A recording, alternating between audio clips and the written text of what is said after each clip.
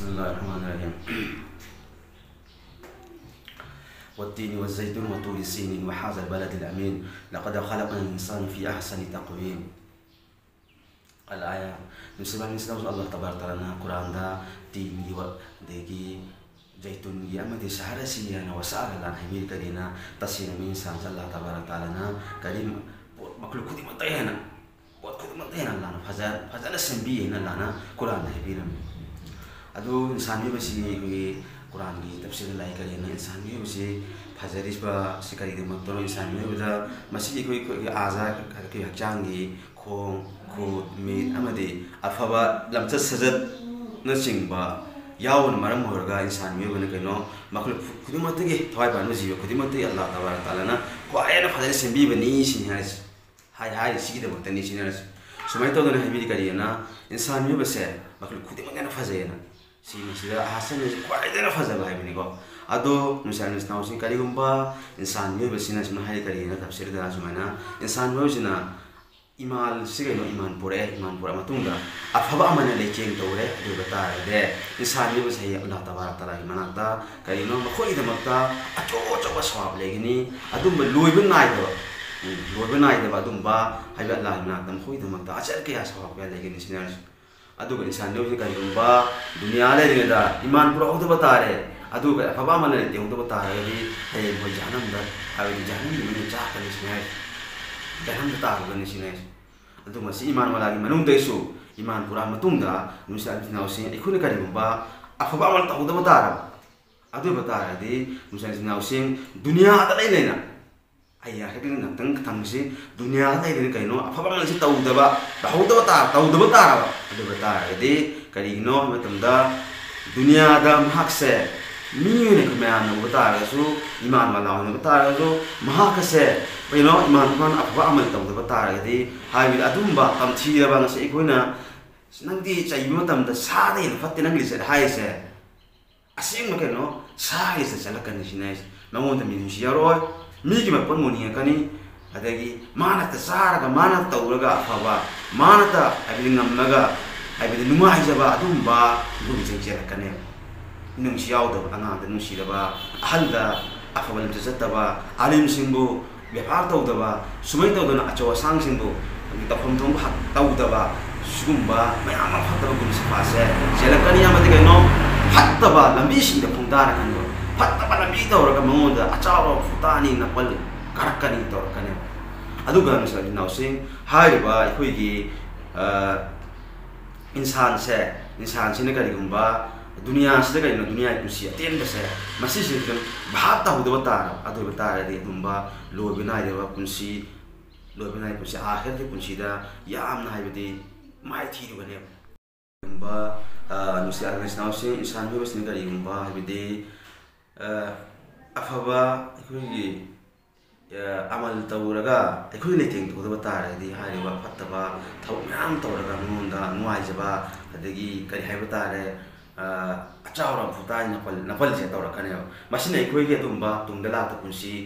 अदुम्बा इलोइना कुंसी अदो मदुदा माइ थ्रु मरम मोइगनी अदो दुनिया कुंसी असे इंसान में इखोइ दमक्ता 1 सेकेंड 1 मिको करिनो याम ममल लय यामना ममल लय हाइबि करि दमक्ता अदुम्बा लोइमान कुंसी अदो मदुदा माइ पाप नबि दमक्ता मदुगी रेडी तौनबा तयार तौनबि दमक्ता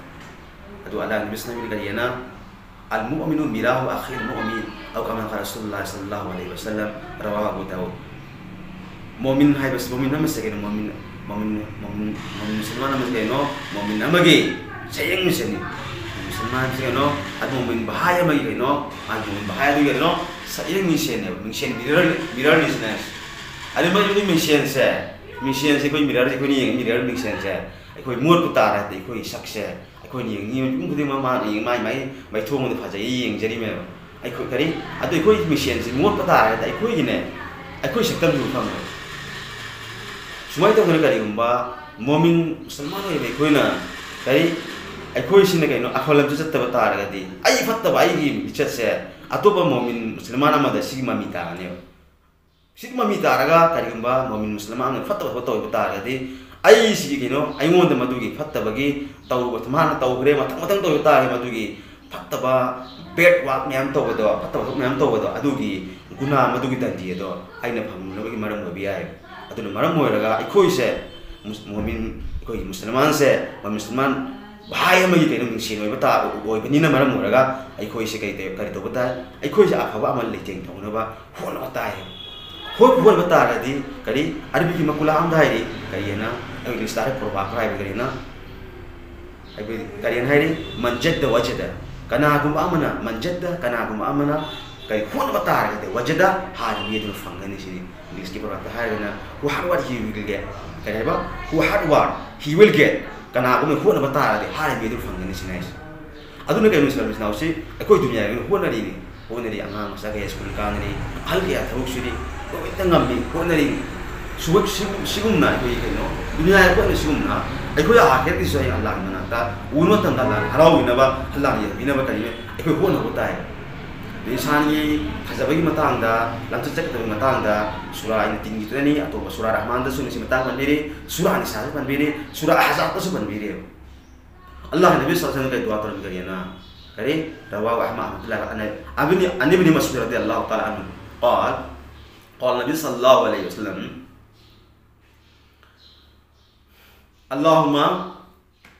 اللهم انت حسنت خلقي اللهم كما حسنت خلقي فاحسن خلقي كما حسنت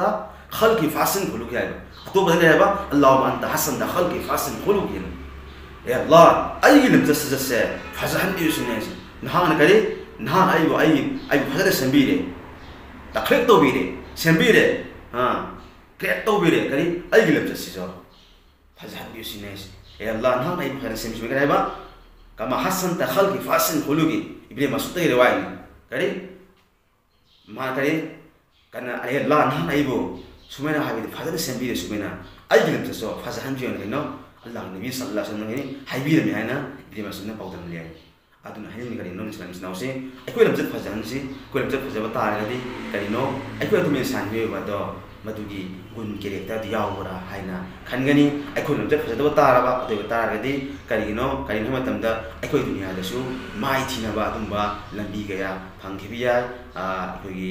lanteng kibiyai lambi kaya kai nei bot mayon kibiyai aduga aikoi dunia dauna mai thi daga Allah ma than kibiyai adu maram moraga kari misal isnause aikoi kaino lamsat phajana ba hona inshallah aduga ai hai sama ni ta da kudima Allah tabaraka taala lamsat phajan dijano amade